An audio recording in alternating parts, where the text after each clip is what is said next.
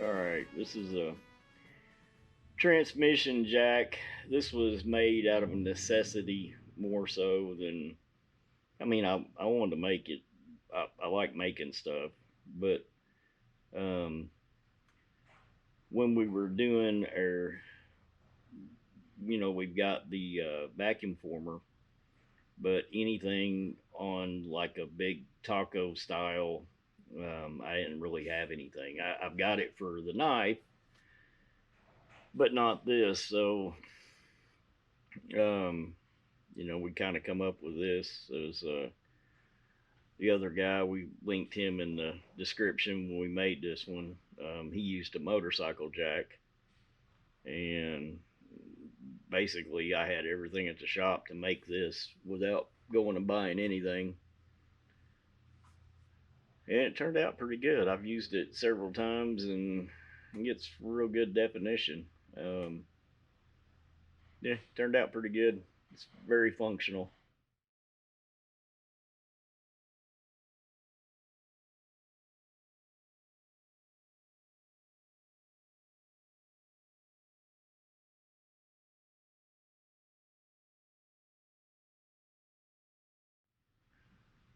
All right, shell casing. This one was kind of cool. It's just I wanted to make a pokey pokey stabby stabby, and I wanted, we started the business, the Pew shop here. Um, we started it in 2020, and that's when we got our license from the ATF.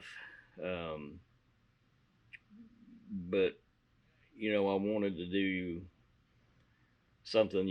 This here is the where we're putting the shell down in it, and I used an old paper shell because it actually has the number 20 on it, um, which I thought was pretty cool. So that one was just kind of make it just something for the shop to symbolize, hey, we're getting started. Not to mention the thing's freaking cool. It's almost too big though. Um, it ain't really like a scratch all. It's almost like a weapon. Um, and it's pretty freaking neat. Anytime you put brass and ebony together, it looks good. Can't go wrong with brass and ebony ever. Yep, and it's sharp, very very sharp. Now, a fun fact: that shell casing at the end is not a spent casing, so it still has the actual primer in it. It's just because I wanted a live round in it, but if somebody ever come up here at the shop and try to take a hammer to it and and actually drive it in something which is not what it's meant for, they're gonna get a little surprise. Hopefully the cameras are going when that happens.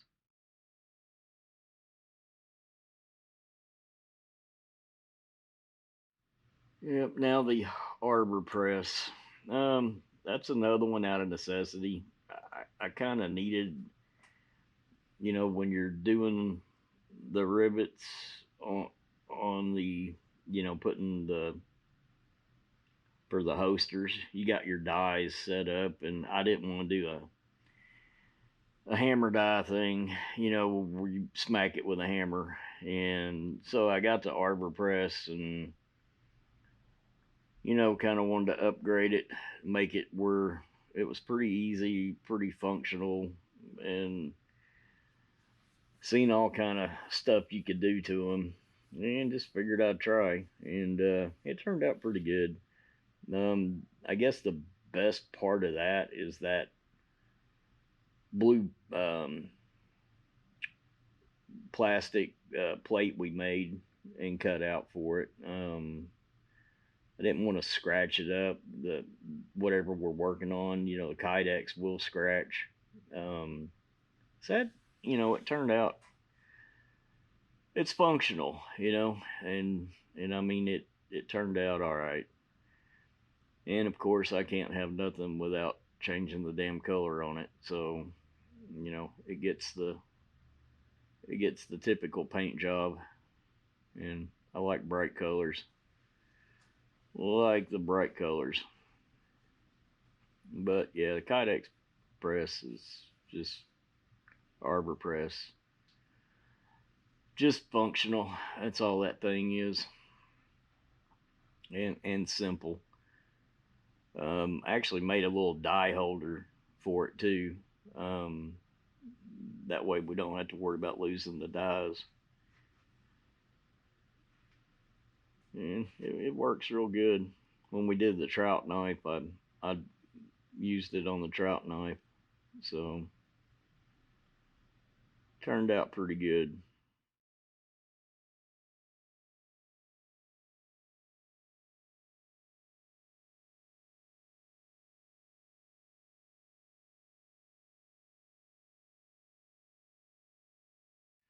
And the good old can opener. I mean, what the hell can you say about the can opener? It's that thing's a beast, man. It's 8.6 pound is what it turned out to be, and I really thought that bat had a heck of a warp in it, and I really thought we would destroy that bat. I tried to make it to where we wouldn't, but I really figured we would. Um, that thing is a beast. I mean, it just you talking about knocking the door off the hinges. Pretty much whatever in the crap you hit with it. And what's crazy about it is it doesn't really transfer through the bat. It doesn't vibrate your hands, none. Then putting the keyways in like that,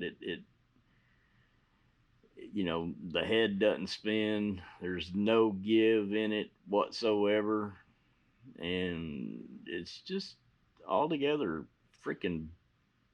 I mean, it's a beast. I don't even know what else you say about it. And I liked the green, I really did, but you know, it was almost too bright. And I really liked the battle worn rifles and all that stuff. Making it used, and so once we did the black on it, man, that's what everybody loves the colors. It really pops. Pretty, yeah, pretty devastating. You, I mean, whatever you hit, it's gonna freaking break it. That's for that's for dang sure. That's for dang sure. And it's kind of turned into the other two we done, the little bit different versions of it, the little thumper, and then the meat tenderizer. It's just the bigger version of it. I mean, like I said, it's 8 pound, 8.6 pound. And the little thumper.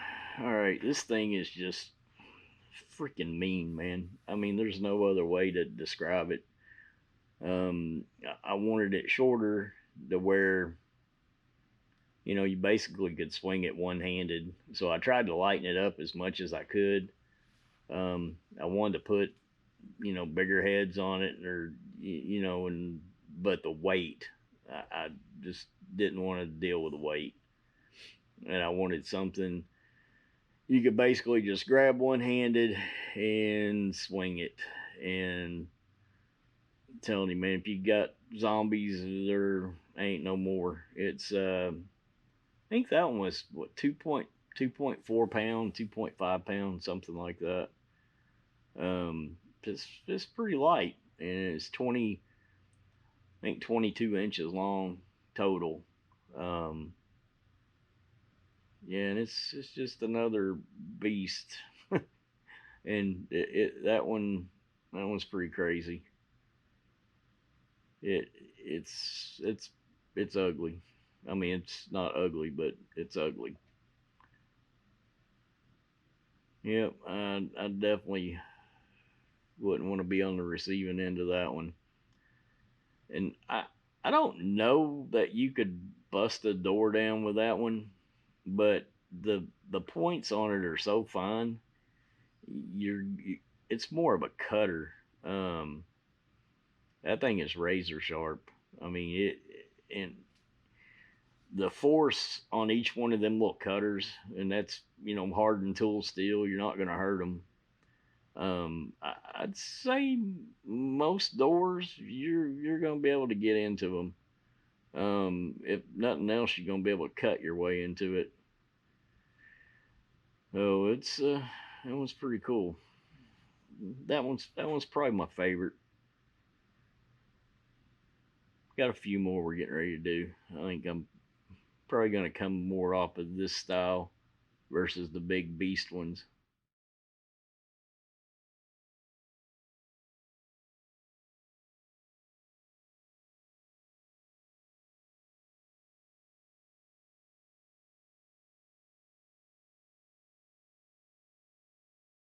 All right, the trout knife.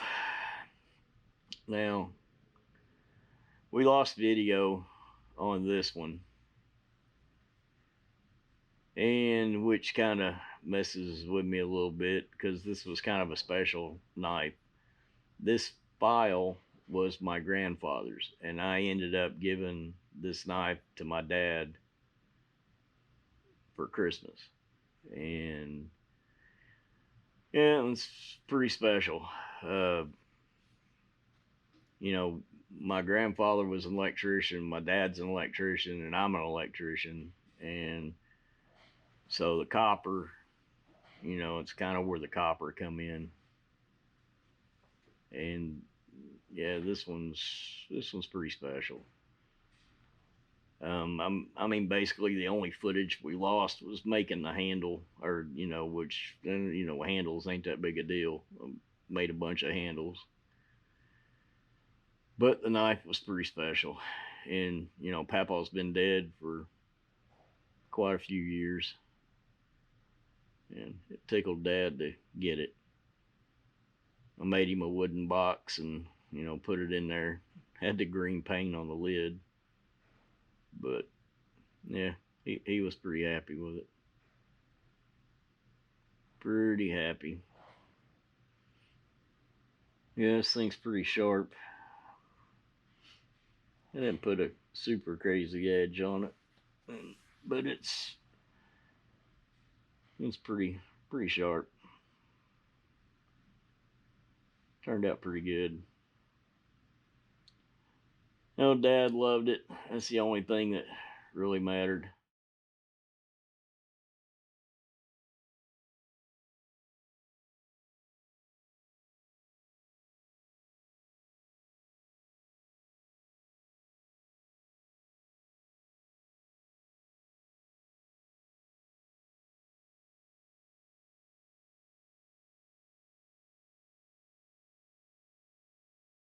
Yeah, the old bevel guide. I just wanted to make my own. I mean, you can buy them, $30, $40. Instead, I'm gonna spend 8 hours and $25 of material to make it, which that's good math. But you know what? I mean, it's something that I'm gonna have in my shop, and I'd rather me make it. I mean, just how it goes. Um, and it turned out pretty good. It didn't turn out bad. And I needed something for a small knife, and usually the ones you see online are a little bit bigger.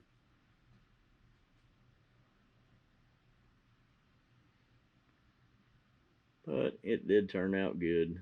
And it's another thing that got made, and I learned a little bit about it, actually quite a bit about it. So next one will be a little bit funner.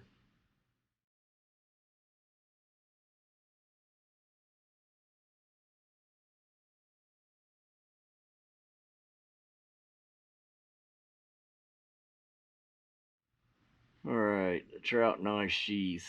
Um, like I said, this is the one I did for Dad, and I could.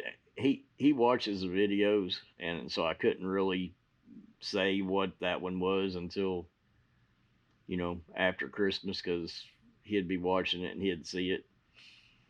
And when I gave it to him, he's like, I watched you make that. So it was kind of cool in itself. But yeah, he's very appreciative. And she worked out really good.